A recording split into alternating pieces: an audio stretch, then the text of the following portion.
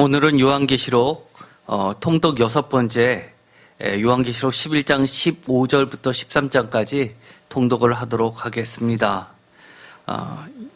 특별히 12장과 13장은 굉장히 읽기가 혼자서 읽기는 어렵습니다. 그래서 이 통독 시간에 자세히 강단에서 흘러나오는 말씀을 잘 함께 따라가시고 혹시 다 이해하지 못하신 분은 반드시 동영상 예배로 여러 번 반복해서 들으시기 바랍니다. 다 같이 제목을 읽도록 하겠습니다.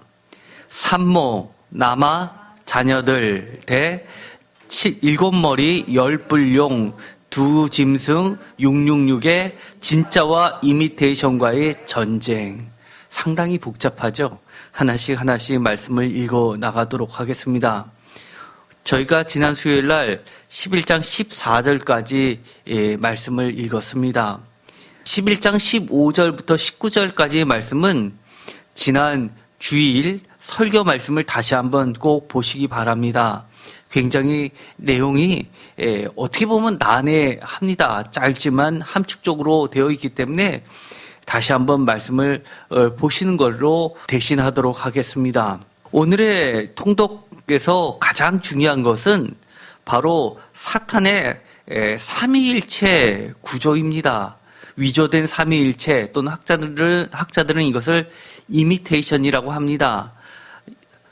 하나님, 성부 하나님, 성자 하나님, 성령 하나님의 삼위일체 개념을 흉내내서 비슷하게 베껴서 이미테이션의 삼위일체 모방 구조로 만든 것이 사탄의 조직입니다.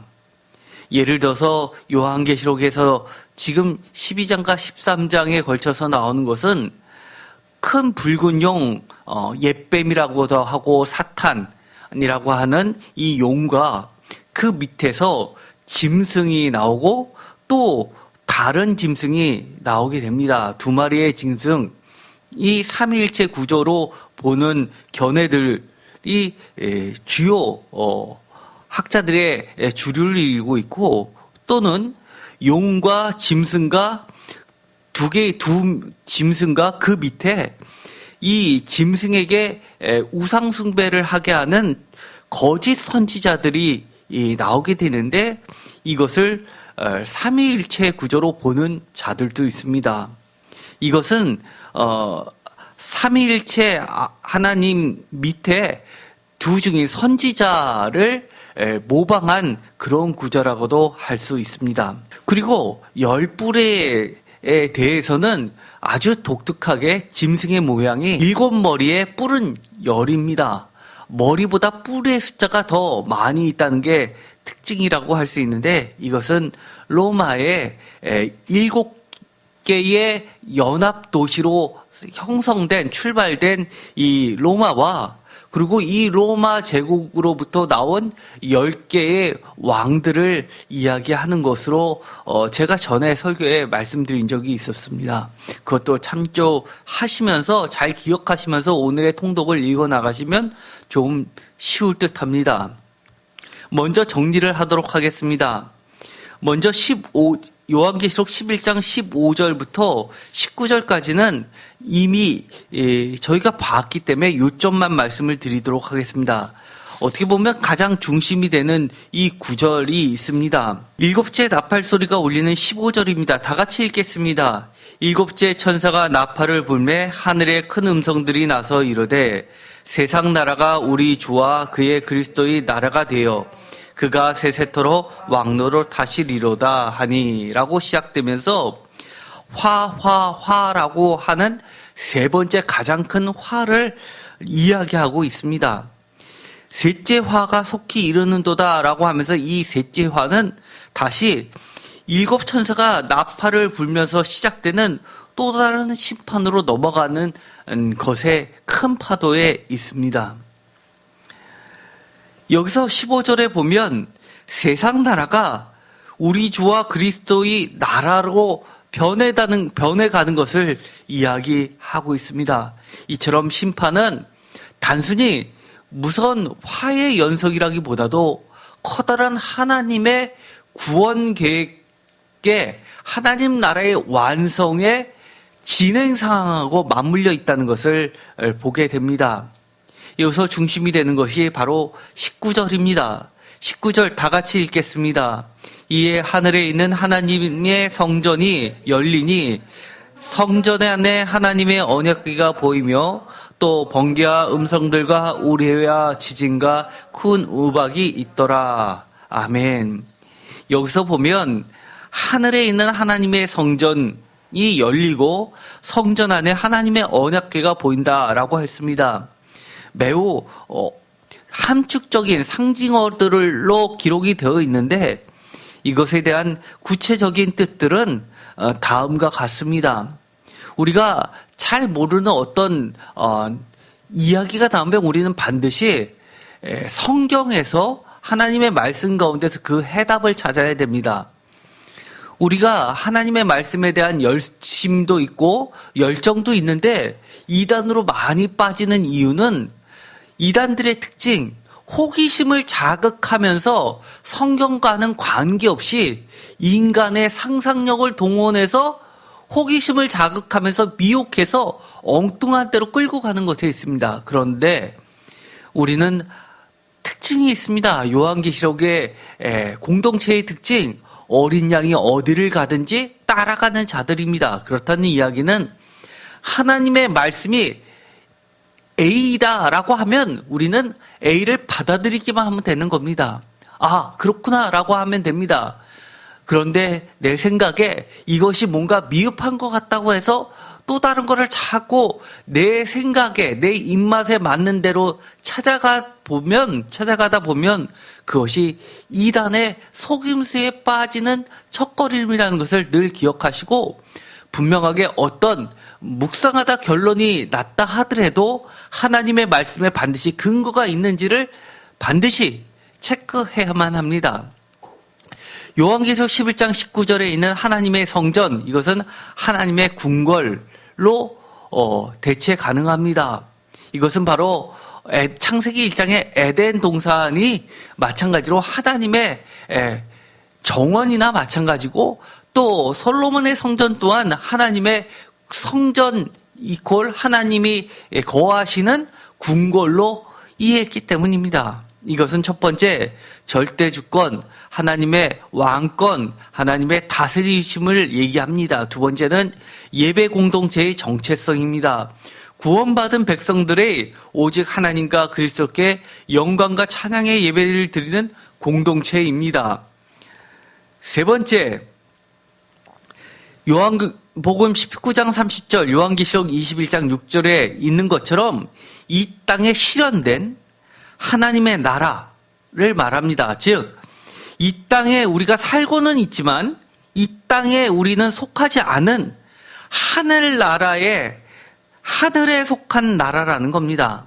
이것은 우리에게 나중에 상속될 기업입니다. 마치 여호수아서에 보면 하나님께서 각 지파에게 제비를 뽑으면서 기업을 분배했던 것처럼 우리에게도 분배될 기업이 있다는 겁니다. 그것이 바로 하나님의 나라, 하나님의 성전 안에 할당된 우리들의 영원한 유산, 상속될 유산이라는 겁니다. 이것은 사랑 가운데 속량함, 즉 예를 들어서 출애굽이나 해방이나 속죄나 구원을 받아서 어린 양에게 속한 자들을 이야기합니다. 요한계시록 14장 4절의 근거를 두고 있습니다. 우리가 또 함께 보았던 것들이 있죠. 이 하늘에 속한 자들은 하나님이 꼭 우리를 마지막에 부르십니다. 이리로 올라오라 라고 하면서 이리로라는 것은 하나님의 보좌가 있는 하늘나라를 말하고 있습니다. 이것이 요한계시록 4장 1절, 11장 2절, 17장 1절에도 3번이나 반복돼서 나오고 있습니다. 마지막은 궁극적인 영원한 나라의 중심입니다. 우리가 요한계시록 21장 22절의 말씀을 보았습니다. 너무 빨리 지나간다라고 생각하시는 분은 다시 한번 지난주 설교 말씀을 반드시 들으시기 바랍니다.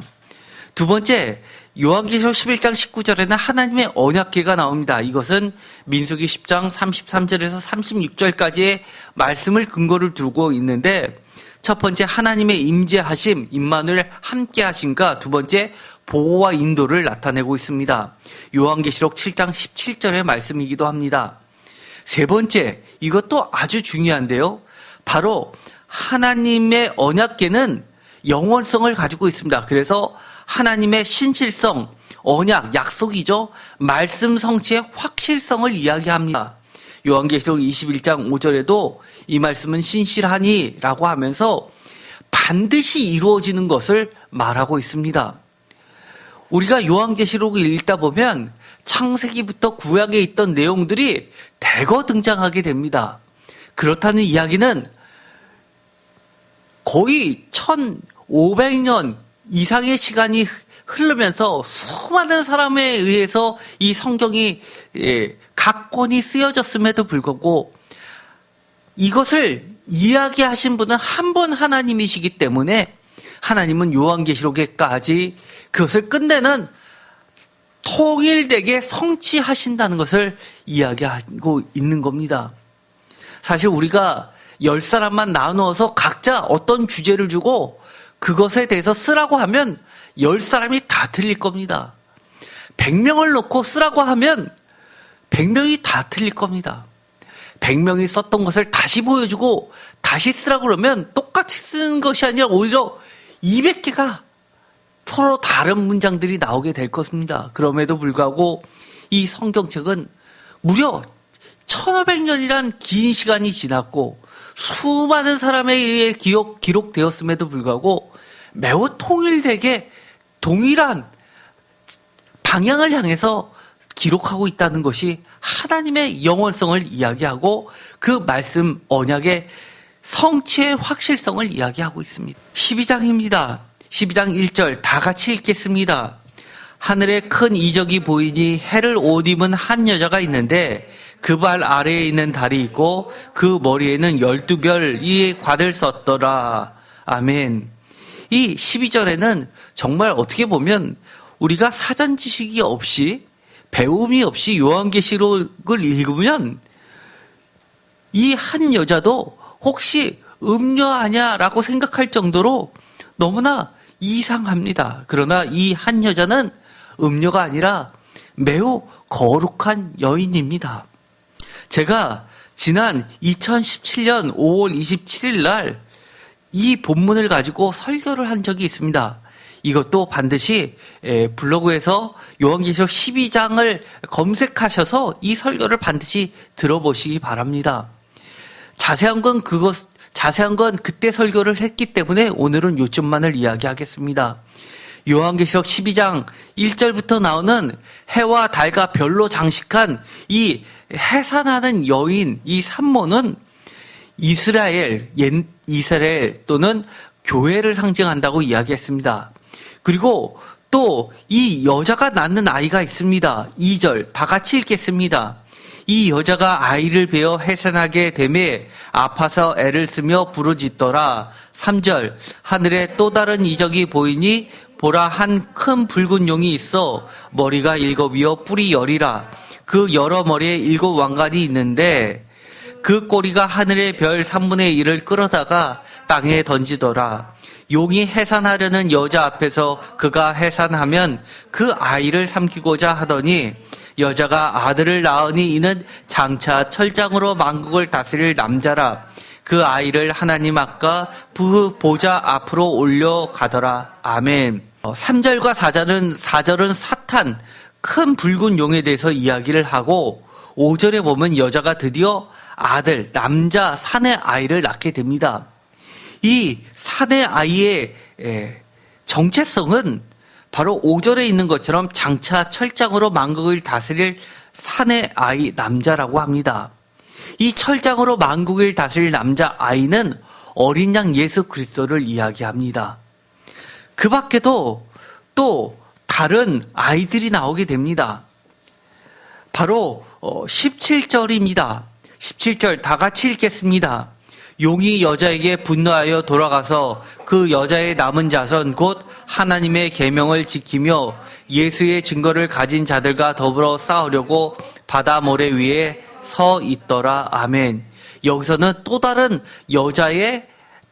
여기서는 이 해산하는 한 여자의 또 다른 자손들에 대해서 언급을 하고 있습니다. 이것은 성도, 거룩한 백성들, 새 이스라엘을 이야기합니다. 이 자세한 것은 차근차근 말씀을 드리도록 하겠습니다. 한 가지 우리가 좀 특이한 점은 사탄, 한 큰 붉은 용이라고 불리는 이 3절에 나오는 이 사탄의 공격 대상은 해산하는 한 여자가 아니라 이 한 여자가 낳는 이 산의 아이입니다. 이 산의 아이를 죽이려고 했지만 실패하자 그 다음에 공격 대상이 나오게 됩니다. 바로 17절에 있는 그 여자의 남은 자손, 곧 하나님의 계명을 지키며 예수의 증거를 가진 자들입니다. 이것은 마치 예수 그리스도 어린 양과 그가 어디를 가든지 따르는 그의 백성들, 성도들도 동일한 위험 그리고 박해를 경험하게 된다는 것을 상징하고 있습니다. 산모, 제가 말씀을 이미 드렸던 것처럼 옛 이스라엘 교회를 상징한다고 말씀을 드렸습니다. 이것의 말씀의 근거가 되는 것은 이사야서 66장입니다. 이사야서 66장 6절부터 다 같이 읽겠습니다. 떠드는 소리가 성읍에서부터 들려오며 목소리가 성전에서부터 들리니 이는 여호와께서 그의 원수에게 보응하시는 목소리로다. 시온을 진통하기 전에 해산하며 고통을 당하기 전에 남아를 낳았으니 이러한 일을 들을 자가 누구이며 이러한 일을 본 자가 누구이냐. 나라가 어찌 하루에 생기겠으며 민족이 어찌 한순간에 태어나겠느냐. 그러나 시온은 진통하는 즉시 그 아들을 순산하였도다. 여호와께서 이르시되 내가 아이를 갖도록 하였은즉 해산하게 하지 아니하겠느냐. 내 하나님이 이르시되 나는 해산하게 하는 이인즉 어찌 태를 닫겠느냐 하시니라. 아멘. 이 천주교 학자들은 이 해산하는 한 여인을 마리아라고 해석을 합니다. 그러나 제가 전에 설교에서도 말씀드렸던 것처럼 그것은 천주교 학자들의 한에서만 지지를 받지 대부분의 신학자들에서는 지지를 받지 않습니다. 가장 지지를 받는 중론은 바로 이것이 옛 이스라엘, 바로 교회를 상징한다고 이야기합니다. 그 근거가 되는 이사야서 66장은 그야말로 다 망한 이스라엘, 남유다를 하나님께서 회복시켜 주시면서 새롭게 새 이스라엘을 구성하는 모습을 보여주고 있는 마지막 장입니다. 그러면서 떠드는 소리가 성읍에서 들려오며 목소리가 성전에서부터 들리니 라고 하는 것은 다시금 모든 것이 회복되어서 이스라엘이 다시 새롭게 하나님께 예배드리는 공동체로서 새로운 나라를 형성하는 것을 보여주고 있는 전형적인 문구입니다. 그래서 이 8절에 보면 나라가 어찌 하루에 생기겠으며 라고 이야기를 합니다. 새로운 나라, 하나님의 나라를 하나님께서 출생시킬 때, 바로 창조할 때 이 7절의 과정을 겪는다는 겁니다. 7절, 시온은 진통을 하기 전에 해산하며 고통을 당하기 전에 남아를 낳았으니, 바로 남아를 낳았다라고 하는 것은 2절에 있는 것처럼 요한계시록 12장 2절에 이 여자가 아이를 베어 해산하게 되며 아파서 애를 쓰며 부르짖더라 라고 하면서 그 뒤에 이어서 5절 다 같이 읽겠습니다. 여자가 아들을 낳으니 이는 장차 철장으로 만국을 다스릴 남자라. 그 아이를 하나님 아까 그 보좌 앞으로 올려가더라 라고 하면서 그 아들을 순산하였다는 것을 성취하는 구문으로 12장은 이야기합니다. 예수 그리스도가 태어났다는 그 사실 자체는 하나님 나라가 새롭게 탄생되어지는, 창조되어지는 언약의 성취입니다. 그러면서 하나님께서는 이렇게 이야기하십니다. 9절, 여호와께서 이르시되 내가 아이를 갖도록 하였은즉 해산하게 하지 아니하겠느냐. 내 하나님이 이르시되 나는 해산하게 하는 이인즉 어찌 태를 닫겠느냐 하시느니라. 바로 이사야서 66장 9절은 하나님을 해산하게 하시는 이라고 부르고 있습니다. 요한계시록 12장 1절과 2절에 이 한 여자는 바로 구약에 있었던 시온을 대체하는 여자, 바로 예배하는 공동체입니다. 옛 이스라엘이 하나님을 예배했던 자들이라면 이제는 그 역할이 새 이스라엘로 넘어가게 됩니다. 예수님께서는 바로 이스라엘이란 공동체 속에서 태어나셨고, 그리고 이 이스라엘이라는 이 모태에서 말씀으로 양육받으면서 성장하셨습니다. 우리가 누가복음을 보면 어릴 적부터 성전을 사랑하셨고, 심지어 성전에서 많은 랍비들과 토론도 하셨던 것을 보게 됩니다. 그런데 이 요한계시록 12장 5절에서 중심이 되는 9절, 여자가 아들 낳으니 이는 장차 철장으로 만국을 다스릴 남자라 라고 하는 이 아이는 바로 어린 양 예수 그리스도를 나타내는 말씀입니다. 왜냐하면 이 9절은 시편 2절에 7절부터 9절에 있는 말씀을 성취한다라고 이야기를 합니다. 시편 2편 7절부터 다 같이 읽겠습니다. 내가 여호와의 명령을 전하노라. 여호와께서 내게 이르시되 너는 내 아들이라. 오늘 내가 너를 낳았도다. 내게 구하라. 내가 이방 나라를 내 유업으로 주리니 내 소유가 땅끝까지 이르리로다. 내가 철장으로 그들을 깨트리며 질그릇같이 부수리라 하시도다. 아멘. 이렇게 하심으로써 이사야서 66장에 있는 것처럼 66장 6절에 있는 것처럼 여호와께서 그의 원수에게 보응하시는 목소리를 시편 2편에서도 그대로 나타내고 있습니다. 철장으로 그들을 깨트리며 질그릇같이 부수시지만 8절에 있는 것처럼 이방 나라를 내 유업으로 주리니 내 소유가 땅끝까지 이르리라라고 하면서 새로운 이스라엘을 혈통적 이스라엘이 아니라 새로운 언약 공동체, 언약 백성으로서 믿음으로 하나님을 섬기며 예수 그리스도를 주라고 고백한 새로운 언약 백성들을 낳고 있습니다. 또한 요한계시록 12장 13절에 보면 이렇게 되어 있습니다. 다 같이 읽겠습니다. 용이 자기가 땅으로 내쫓긴 것을 보고 남자를 낳은 여자를 박해하는지라. 그 여자가 큰 독수리의 두 날개를 받아 광야 자기 곳으로 날아가 거기서 그의 뱀의 낯을 피하여 한때와 두때와 반때를 양육받음에라고 되어 있습니다. 이 구절은 처음부터 이 한 여인이 아이를 뵐 때부터 이 붉은 용이 공격을 하였던 그 위협이 구체화되고 있음을 보여주게 됩니다. 바로 5절에 아이를 낳고 나서 하나님은 그 아이를 하나님 아까 그 보좌 앞으로 일단 올려가게 합니다. 그리고 철저히 하나님께서 보호해 주십니다. 반면 6절에 보면 그 여자는 어떻게 되느냐? 다 같이 읽겠습니다. 그 여자가 광야로 도망하며 거기서 1260일 동안 그를 양육하기 위하여 하나님께서 예비하신 곳에 있더라라고 하면서 마치 엘리야 선지자도 광야에서 주님의 피함을 받고서 하나님의 보살핌을 받던 것처럼 이 여인도 보살핌을 받게 됩니다. 그런데 결국은 용은 하늘에서 미가엘과 7절에 싸우게 됩니다. 7절 다 같이 읽겠습니다.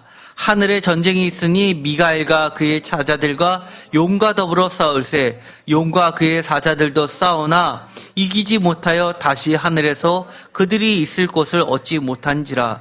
큰 용이 내쫓기니 옛뱀 곧 마귀라고도 하고 사탄이라고도 하며 온 천을 꿰는 자라. 그가 땅으로 내쫓기니 그의 사자들도 그와 함께 내쫓기니라. 아멘. 이처럼 미가엘은 전에도 힘센 청사라고 추정되고 있습니다. 깃보르라고 하지만 헬라어로 이 히브리어 깃보르를 바꾸면 미가엘이 됩니다. 그것은 하나님의 힘센 자라고 해서 힘센 천자, 그리고 전통 가운데선, 교회 전통 가운데선 미가엘이 천사장이라고 이야기합니다. 천사의 그룹 중에서 가장 상위에 가장 높은 장군입니다. 그런데 하늘의 전쟁에 있어서 스타워즈가 발생이 되는데 미가엘과 그의 사자들이 용과 그의 하수인들을 이기게 됩니다. 용이 땅으로 내쫓기고 아까 읽었던 것처럼 요한계시록 12장 13절에서는 이 하늘에 더 이상 있을 자리가 없자 땅에서 남자를 낳은 여자를 박해하게 된다는 겁니다.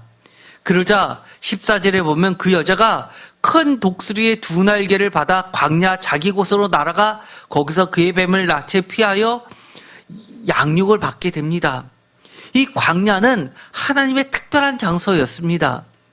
이스라엘이 출애굽해서 갔었던 곳 광야이지만 그곳은 이 애굽 사람이 뒤쫓지 못하던 곳, 죽음의 땅이라고 불려졌던 곳이지만 그곳은 특별한 하나님의 보금자리였다는 것을 하나님은 이야기하고 계십니다.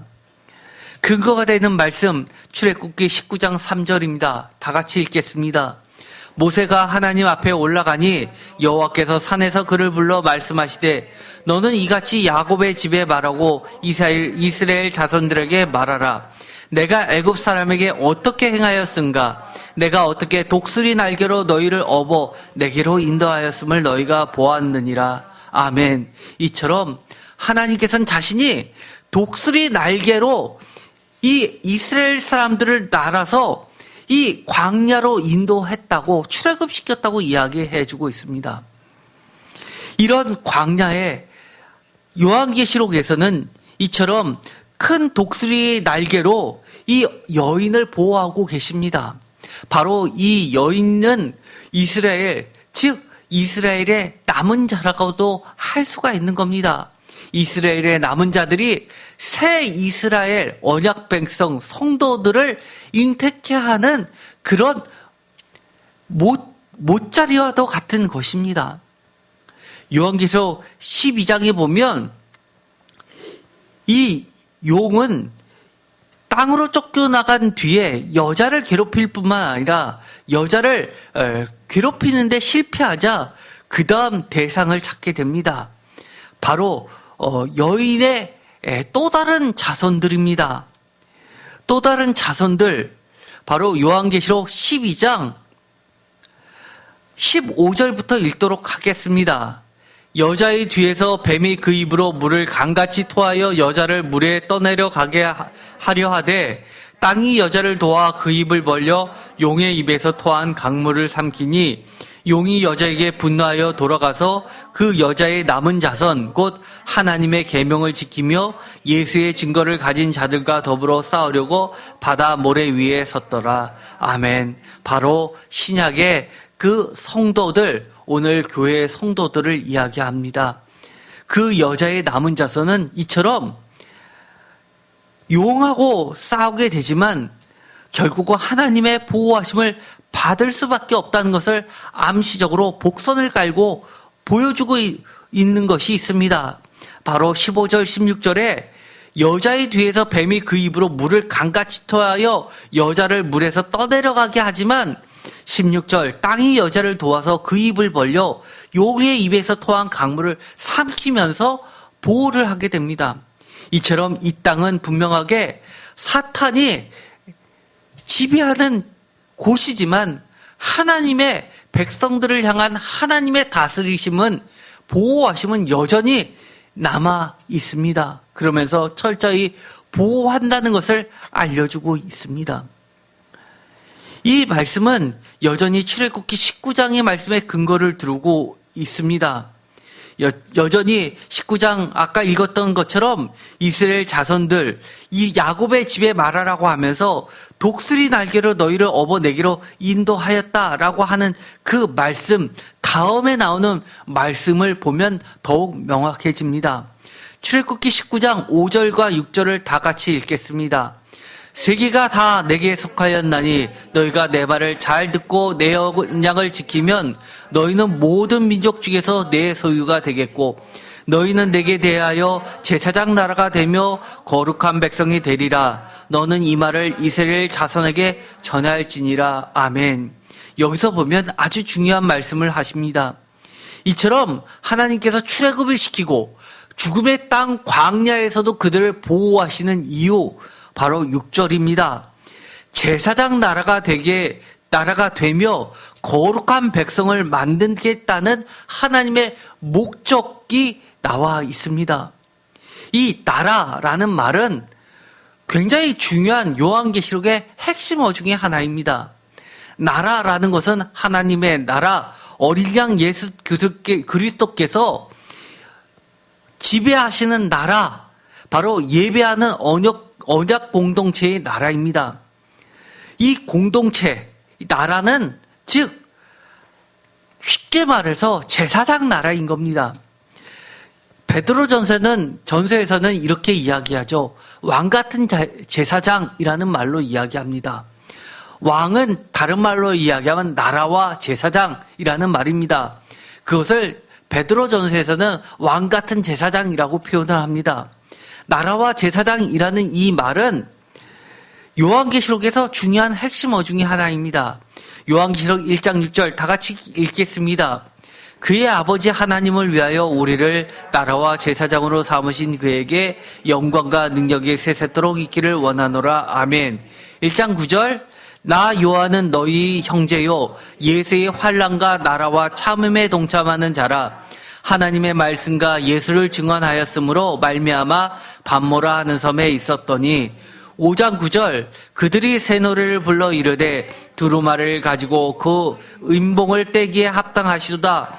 일찍이 죽임을 당하사 각 족속과 방언과 백성과 나라 가운데서 사람을 피로 사서 하나님께 드리시고 5장 10절 그들로 우리 하나님 앞에서 나라와 제사장들을 삼으셨으니 그들이 땅에서 왕노릇 하리로다 하더라. 아멘.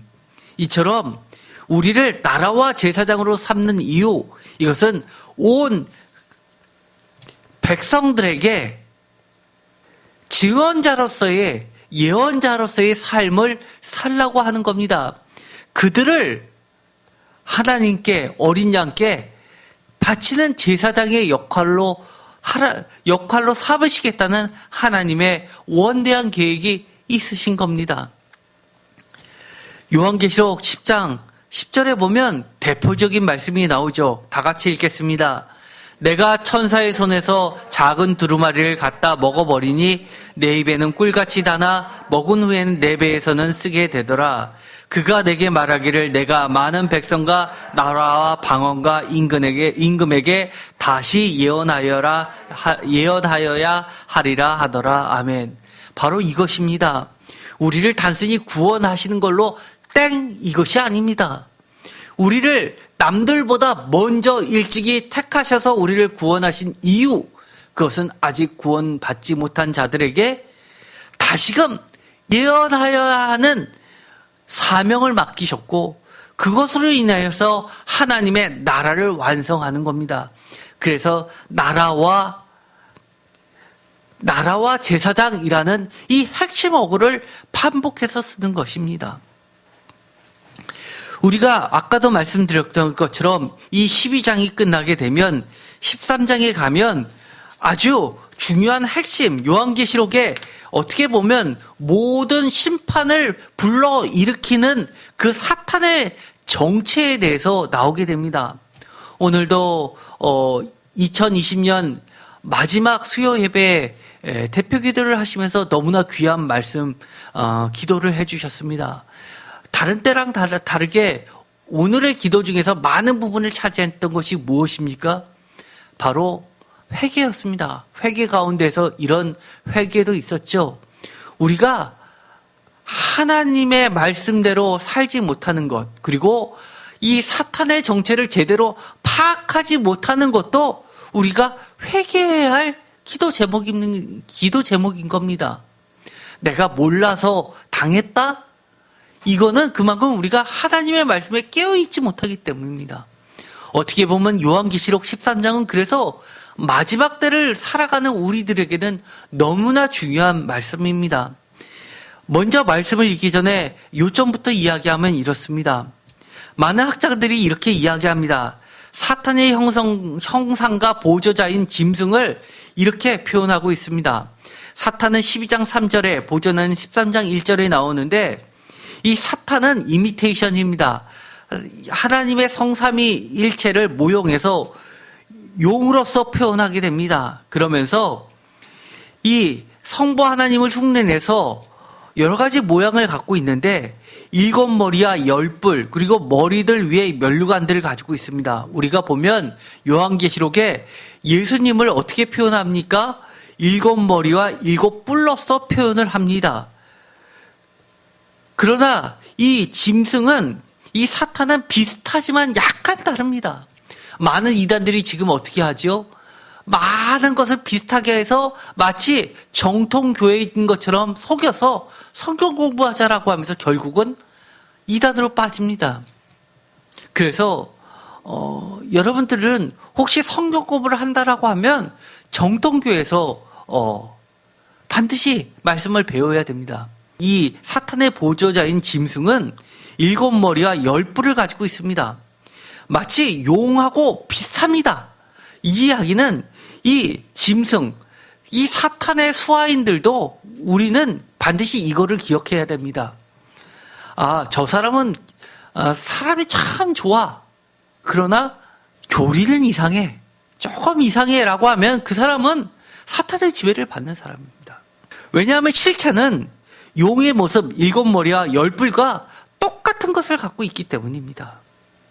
머리들 위에 면류관들도 똑같이 쓰고 있는데 이것은 면류관들은 하나같이 하나님을 비방하는 글들로 가득 차 있습니다. 하나님을 영광을 훼손하는 타이틀로 가득 차 있습니다. 요한계시록 5장 6절입니다. 다 같이 읽겠습니다. 내가 또 보니 보좌와 내 생물과 장로들 사이에 한 어린 양이 서 있는데 일찍이 죽임을 당한 것 같더라. 그에게 7뿔과 7눈이 있으니 이 눈들은 온 땅에 보내심을 받은 하나님의 7영이더라. 여기서 보면 일찍이 죽임을 당한 어린 양, 예수 그리스도시죠. 십자가에 달려 돌아가셔서 부활하셔서 이 요한계시록 5장에 가면 왕의 기한이 나오게 되죠. 그런데 어린 양을 묘사할 때 7뿔과 7눈, 그리고 하나님의 7영을 가진 이로 표시를 합니다. 요한계시록의 독특한 점은 어린 양에게 부활이라는 명칭을 쓰지는 않습니다. 그러나 여러 가지 왕의 기한을 통해서 부활하신 예수님 또는 부활이라기보다도 영원히 살아계신 분으로, 그리고 마지막 전쟁을 승리로 이끄시는 분으로 묘사하고 있다는 점이 복음서와는 약간의 차이점과 특징이라고 할 수 있습니다. 그런데 요한계시록 12장 3절에 보면 이렇게 되어 있습니다. 다 같이 읽겠습니다. 하늘에 또 다른 이적이 보이니 보라, 한 큰 붉은 용이 있어 머리가 7이요 뿔이 10이라. 그 여러 머리에 7 왕관이 있는데 그 꼬리가 하늘의 별 3분의 1을 끌어다가 땅에 던지더라. 용이 해산하는 여자 앞에서 그가 해산하면 그 아이를 삼키고자 하더라. 아멘. 지금까지 나왔었던 이 하나님의 심판을 보면 10분의 1을 해야 하는 심판은 나왔습니다. 그 이야기는 하나님의 목적이 심판이 아니라, 제가 뭐라고 말씀드렸습니까? 10분의 1은 11조처럼 전체를 상징해서 전체가 다 멸망받을 것이지만 10분의 1로 상징적으로 나타내서 나머지를 구원시키고자 하는 하나님의 구원의 메시지가 더 크다고 말씀드렸습니다. 그런데 이 사탄은 어떻게 하느냐? 10분의 1이 아니라 3분의 1을 파멸시킵니다. 바로 사탄의 정체입니다. 이 사탄의 정체는 멸망으로 이끌어가는 것이 사탄의 정체입니다. 그런데 꼬리로 합니다. 이 이야기는 꼬리에도 힘이 있다는 것은 무엇을 상징하냐면 머리부터 발끝까지 힘이 넘친다는 겁니다. 머리가 7이요 뿔이 10이다 라고 하는 것은 머리보다 뿔이 더 많다는 이야기는 그만큼 힘이 세다는 겁니다. 보통 머리는 힘과 영광을 상징하는데 이 바로 뿔이 또 다른 힘을 상징하는데 머리가 7인데 뿔이 10이다라는 것은 그 머리보다도 더 힘센 뿔을 가지고 있다는 그만큼 이 사탄의 힘은 세다는 것을 이야기합니다. 그렇지만 이 사탄의 모습은 7머리 7뿔인 어린 양의 완전수 77보다 못한 것을 이야기합니다. 많은 학자들이 이것을 로마로 이야기합니다. 왜냐하면 로마는 기본적으로 그리스처럼 여러 가지 도시국가가 연맹한 도시연맹체가 탄생한 국가입니다. 로마는 7개의 연합된 도시가 힘을 합쳐서 로마라는 제국을 탄생시켰습니다. 그것도 바다에 둘러싸여 있죠. 이 로마가 탄생하고 나서 10개의 뿔, 즉 10개의 왕이 계속해서 다스리는 그 당시에는 팍스 로마나라고 하는 세상의 절대 권력을 이야기합니다. 그러면서 이들이 했던 것은 단 하나입니다. 적 그리스도입니다. 세상 왕의 전형을 보여주고 있죠. 그리스도를 대적하면서 자신들이 신의 아들이라고 동정 기념주화를 발행했던 것을 봅니다. 그리고 황제 숭배 사상을 하면서 국가를 통일시키면서 황제 숭배를 강요했습니다. 10개의 뿔이 무엇이냐라는 것은 학자마다 많은 의견이 있습니다. 제가 전에도 한번 설교를 한 적이 있습니다. 1대 황제 가이사라는 것은 시저를 이야기합니다. 아우구스토스는 어거스틴이라고도 하고 아우구스토스입니다. 황제를 1대 황제를 이야기하죠. 두 번째는 티베리우스 황제입니다. 티베리우스 갈릴리 바다를 티베리우스 바다라고도 불렀던 것을 보고 예수님 시대의 황제였습니다. 그 다음에 3대 황제가 성경에는 가이우스 칼리큘라입니다. 그리고 네 번째 황제는 글라디우스, 바로 이게 사도행전에 나오는 것이죠. 데살로니가 교회를 박해를 피해서 바울이 그 다음 간 것이 아덴, 그리고 바로 고린도였습니다. 바로 고린도 때 글라디우스 황제 때 칙령이 발행하는 것을 묘사하고 있는데 바로 이 글라디우스는 바울 시대를 이야기합니다. 그 다음에 네로가 5번째 황제죠. 바로 이 바울이 네로 황제에 의해서 순교를 당했습니다. 그리고 그 다음 6번째, 7번째, 8번째 갈바, 오토, 비텔리우스는 이 세 왕은 1년도 안 돼서 3명이나 갈리게 됩니다. 피해 혁명을 통해서 갈리게 돼서 어떤 사람들은 이 세 왕을 합쳐서 6번째라고도 부르기도 하고 어떤 학자들은 이것을 다 지우고 생략해버리고 7번째인 베스파시아 황제로 넘어가는 경우도 있습니다. 그래서 베스파시안 황제가 7번째 또는 6번째, 그리고 그 다음에 티투스는 바로 우리가 잘 알고 있는 예루살렘 성전을 멸망시켰던 황제죠. 8번째 또는 7번째라고 하고, 도미티안 9번째 또는 8번째라고 하는데, 이 도미티안 성경에서 666이라고 하는 것은 제가 전에도 이야기했죠. 네로 황제, 시저 네로를 이 헬라어로 기록된 시저 네로를 히브리어로 바꿨을 때 숫자로 바꾼 것이 666이었고, 부활한 네로라고 불려지는 환생한 네로라고 불려지는 것이 바로 도미티안입니다. 이것이 9번째 또는 8번째. 그 다음에 10번째가 누구냐 했을 때 네르바가 10번째이지만 사실은 네르바보다도 많은 학자들이 이 트라이안 황제를 지칭하거나, 트라이안 황제는 10번째 또는 9번째가 되고, 하드리안 황제가 바로 10번째 황제로 보는 자들도 있습니다. 하드리안 황제, 트라이안 황제 때가 아주 도미티안 시대 못지않게 박해가 심했던 시대고, 이 요한계시록이 기록된 시점을 바로 이 도미티안 황제 때로 보고 있는 겁니다. 그래서 10번째 열불이라고 하는 것은 어떻게 보면 역사적으로 보면 이 도미티안 황제도 들어갈 수도 있지만 그 다음 황제를 미래에 더 심한 상태를 가리킬 수도 있다는 것을 참고하시기 바랍니다. 13장을 잠깐 보도록 하겠습니다. 13장 1절은 이미 읽었습니다. 다 같이 읽겠습니다. 내가 보니 바다에서 한 짐승이 나오는데 뿔이 10이요 머리가 7이라. 그 뿔에는 10 왕관이 있고 그 머리에는 신성 모독하는 이름들이 있더라. 신성 모독하는 이름들, 자신들이 신의 아들 또는 신이라고 황제로 숭배하게 하는 여러 가지 것들을 이야기합니다. 신성 모독, 블레스피미이죠. 2절, 내가 본 짐승은 표범과 비슷하고 그 발은 곰의 발 같고 그 입은 사자의 입 같은데 용이 자기의 능력과 보좌와 큰 권세를 그에게 주었더라. 라고 하면서 표범, 곰, 사자 같은 것처럼 무시무시한 세상의 절대 짐승과 같은 왕권을 이야기합니다. 그런데 그 실체는 이거라는 겁니다. 3절. 다 같이 읽겠습니다. 그의 머리 하나가 상처로 죽게 된 것 같더니 그 죽게 되었던 상처가 나음에 온 땅이 놀랍게 여겨 짐승을 따르고 용이 짐승에게 권세를 주므로 용에게 경배하며 짐승에게 경배하여 이르되 누가 이 짐승과 같으랴 누가 능히 이와 더불어 싸우리요 하더라.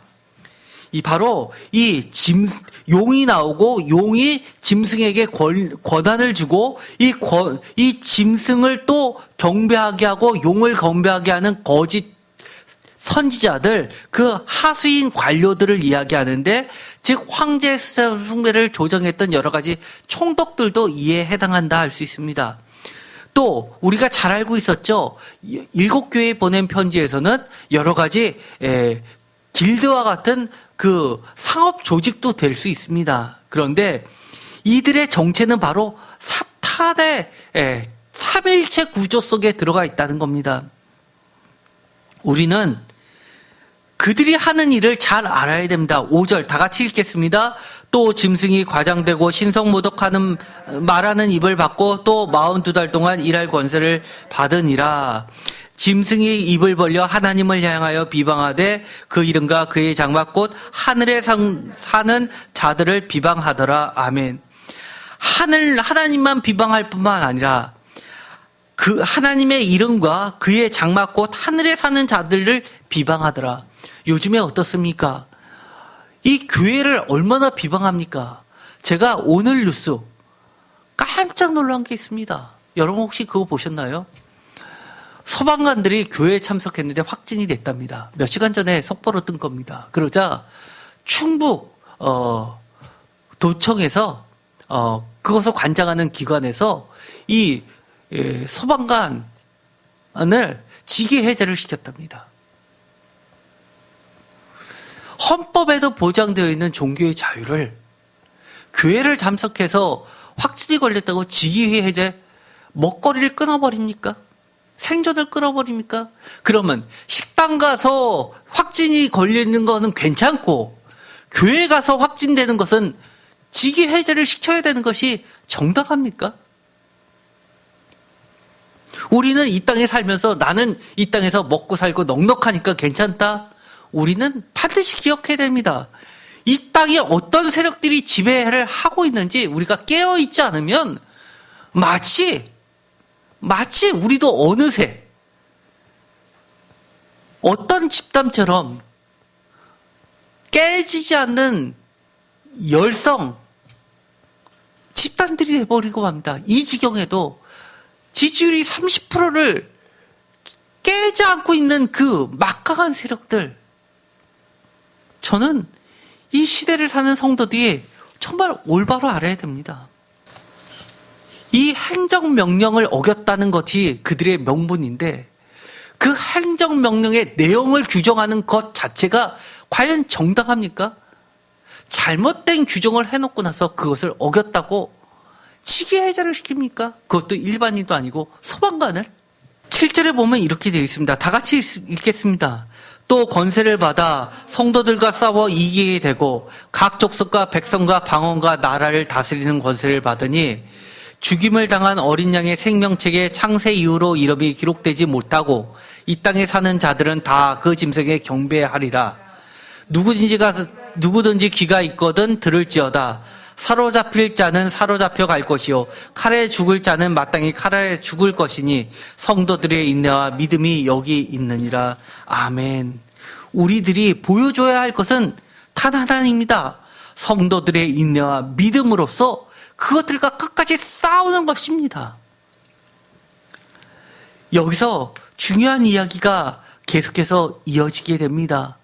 죽임을 당한 어린 양의 생명책에 기록된 자들의 활동이 어떻게 인내와 믿음을 지켜나가고 있는지를 보여주고 있습니다. 11절 다 같이 읽겠습니다. 내가 보매 또 다른 짐승이 땅에서 올라오니 어린 양같이 두 뿔이 있고 용처럼 말을 하더라. 그가 먼저 나온 짐승의 모든 것을 그 앞에서 행하고 땅과 땅에 사는 자들을 처음 짐승에게 경배하게 하니 곧 죽게 되었던 상처가 나은 자니라. 큰 이적을 행하되 심지어 사람들 앞에서 불이 하늘로부터 땅에 내려오게 하고 짐승 앞에서 받은 바 이적을 행함으로써 땅에 거하는 자들을 미혹하며 땅에 거하는 자들에게 이르기를 칼에 상하였다가 살아난 짐승을 위하여 우상을 만들어 하더라. 그가 권세를 받아 그 짐승의 우상에게 생기를 주어 그 짐승의 우상으로 말하게 하고 또 짐승의 우상에게 경배하지 아니하는 자는 몇이든 다 죽게 하더라. 곧 16절 그가 모든 자 곧 작은 자나 큰 자나 부자나 가난한 자나 자유인이나 종들에게 그 오른손의 이마에 표를 받게 하고 누구든지 이 표를 가진 자 외에는 매매를 못하게 하니 이 표는 곧 짐승의 이름이나 그 이름의 수라. 지혜가 여기 있으니 총명한 자는 그 짐승의 수를 세어보라. 그것은 다 사람의 수니 그의 수는 666이니라. 아멘. 짐승의 또 다른 짐승의 정체가 나옵니다. 삼위일체 구성을 마무리하고 있죠. 이 짐승은 맨 처음 나왔던 짐승과 비슷합니다. 그러면서 처음 짐승에게 경배를 하게 합니다. 처음 짐승은 죽게 되었던 상처가 낫고 용을 섬기게 하던 자였습니다. 그런데 13절에 보면 이 짐승들은 큰 이적을 하게 하고 엘리야처럼 불이 하늘에서부터 땅으로 떨어지게 하면서 우상을 만들고 권세를 가지고 그리고 생기를 주어 그 짐승으로 우상으로 말도 하게 합니다. 그리고 우상에게 경배하지 아니하는 자는 다 죽게 만듭니다. 거기서 대항을 하지 못하게 합니다. 입을 막습니다. 오른손에다 이마에 표를 받게 하는데 가장 현대 사람들이 무서워하는 언제나 땅에 존재하는 사람들이 가장 두려워하는 매매를 못하게 합니다. 살 수 없게 합니다. 그 짐승의 이름은 666입니다. 우리 이 땅에 살면서 여러분 부자 되고 싶습니다. 부자 되고 싶습니까? 부자만 된다면 뭐든 다 할 수 있으십니까? 예수님은 하나님은 마음으로만 믿으면 될 것 같습니까? 제가 어떤 가게를 갔더니만 그런 얘기를 합니다. 제가 집사님 요즘에 어떻게 신앙생활 하십니까? 라고 하니까 동영상으로 예배를 드립니다. 라고 하면서 이렇게 이야기합니다. 손님들이 와서 교회 나가시냐고 물어본답니다. 그러면서 교회 출석을 한다고 한다면 자기가 두 번 다시 이곳에 이 가게에 오지 않겠습니다. 라고 얘기하는 바람에 자기는 그냥 동영상 예배만 드립니다. 라고 합니다. 이것이 현실입니다. 이것이 사탄의 전략입니다. 여러분 지혜가 있습니까? 그 숫자를 세 보십시오. 여러분 스스로가 나는 크리스천이라고 스스로 믿고 싶습니까? 착각하지 마십시오. 우리가 지난 시간에도 배웠죠. 두 증인의 이야기를 했습니다.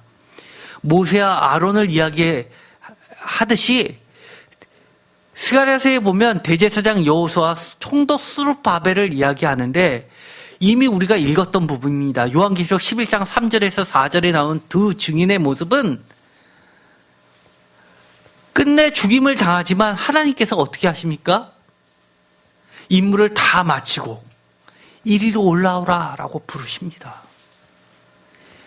그 두 증인은 어떤 모습으로 끝까지 사탄과 싸웠습니까? 심지어 죽임을 당했습니다. 사람들에게 하나님의 뜻을 선포하니까 결국 그 두 증인이 죽고 나니까 사람들이 어떻게 했습니까? 기뻐서 선물을 교환했습니다. 그리고 장사도 지내지 않고 3일 반 동안 매장하지 않고 펼쳐놨습니다. 썩게 만들었습니다. 짐승의 밥이 되게 했습니다. 그러나 하나님은 다시금 그에게 두 증인에게 생기를 부어 넣어주면서 두 발로 일어서게 해서 이리로 올라오라 라고 하십니다. 바로 그것이 오늘날 우리가 요한계시록을 읽으면서 또 그 말씀을 지키는 성도들이 반드시 기억해야 될 것 10절 다 같이 읽겠습니다. 사로잡힐 자는 사로잡혀 갈 것이요 칼에 죽을 자는 마땅히 칼에 죽을 것이니 성도들의 인내와 믿음이 여기 있느니라. 아멘. 오늘 분명히 지혜를 가지십시오. 사탄의 정체를 밝히시고 그리고 이 두 증인처럼 마지막 때 인내와 믿음으로써 끝까지 승리하는 자들이 되기를 간절히 축원드립니다. 기도하고 마치겠습니다. 하나님 감사합니다. 오늘도 우리에게 마지막 때를 어떻게 살라고 주님께서 이야기하시는 탕부를 듣게 됩니다.